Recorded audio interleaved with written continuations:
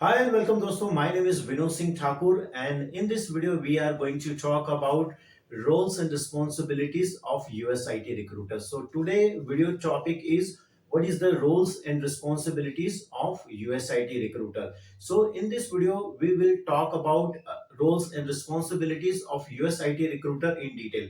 So friends, if you are a fresher candidate and if you want to become a USIT recruiter, suppose you joined as a USIT recruiter.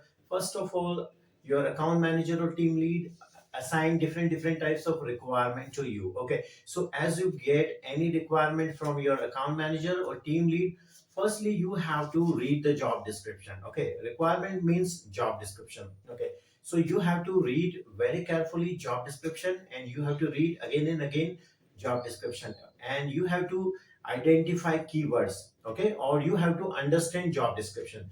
So when you identify keywords, you have to make boolean search string. Okay, and after making boolean search string, you can directly put this boolean search string, and whatever boolean search string you you can mention in job portal. You can use different US jobs sites like Career Builder, Dice, Monster, Indeed. Okay, and you have to put those, whatever job string, search string you made, you have to mention there, and you have to search candidate resume as per the job description. Okay, and okay, so when you search any type of candidate resume as per the job description, this process is sourcing. Okay, so firstly you have to source candidate resume after making the boolean search string. When you source candidate resume, so you have to screen candidate resume, means you have to check candidate resume as per the job description. And if you think you found good resume as per the job description, like skills wise, education wise, and experience wise. Okay, so you have to send job description or first contact email to the candidate, and then you have to call the candidate. Okay, so there will be, when you call the candidate, so there will be two types of conditions.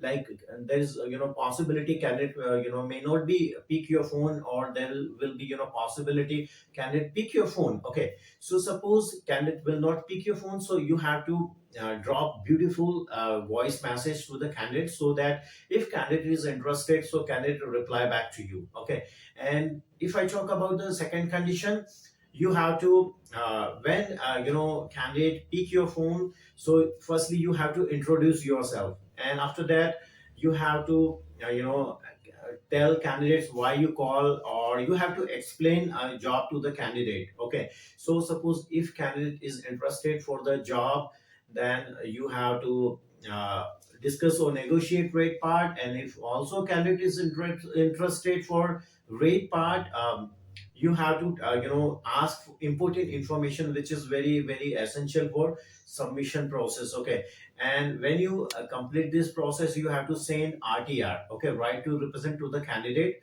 through email. Okay, and if you don't have a candidate updated resume, so when candidate confirm RTR email, you have to ask, say candidate, send me your most updated resume. Okay, when you confirm RTR email. Okay, so suppose candidate confirm RTR and send his or her updated resume, so you have to collect all this information and all documents, and you have to send candidate resume and as well as RTR confirmation email to the your team lead or account manager for approval process or resume review. Okay, and as your account manager team lead reviewed candidate resume, so you have to format candidate resume. Okay, so if I talk about the formatting process, okay, so there are two process. Okay, some companies, in some companies you have to format candidate resume yourself. Okay, and some companies there is different departments like formatting department.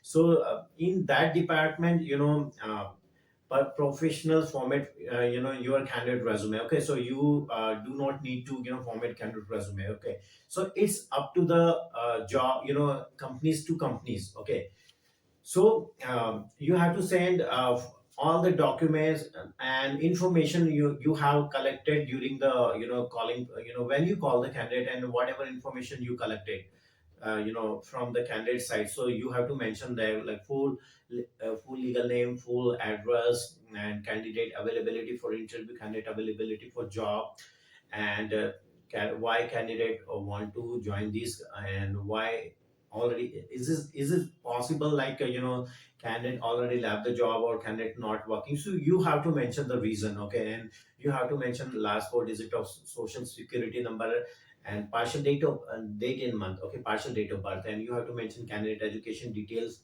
All information you have to mention in submission process, and you have to write candidate summary part also. And you have to send submission email to the account manager or team lead, okay. So your account manager or team lead will submit your candidate resume to the client. After submitting your resume to the client, okay, so client will review your candidature. And if client like your candidate profile, he client requested for interview. So when you as you get interview from client side, so you have to call the candidate, and you have to also confirm candidate interview availability, okay. And you have to also schedule prep calls, and after prep calls, when before the interview, okay, you have to call the candidate, and also you have to remind the also interview process, okay. After interview, if client like your candidate profile, he may release or offer job. And after offering, if you get offer, you have to also assist onboarding and documentation process. This is the roles and responsibilities of USIT recruiter. You have to perform day-to-day basis or daily basis. So friends, I hope you like this video. If you like this video, please subscribe this channel. And if you have any suggestion, you can comment also, and share this video to your friends.